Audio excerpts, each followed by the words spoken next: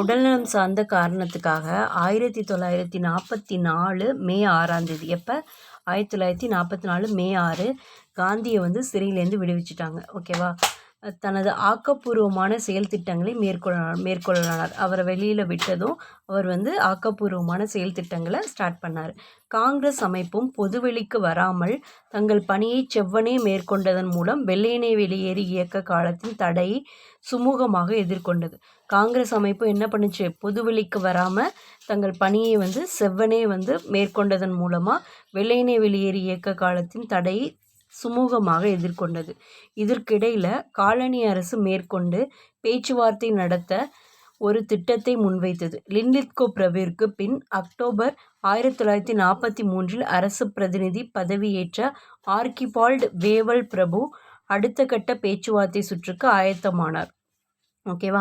Linlithgow முடிஞ்சளவு பேசி பார்த்தாரு, சரியாக வரல. அதுக்கப்புறம் 1943 வேவல் பிரபு வந்தார். அவர் அடுத்த கட்ட பேச்சுவார்த்தைக்கு ஸ்டார்ட் ஆனது. ஓகேவா. எப்போ காந்திக்கு வந்துட்டு உடல்நலம் சரியில்லாமல் போணுச்சு அப்படின்னா 1944 மே 6. ஓகேவா.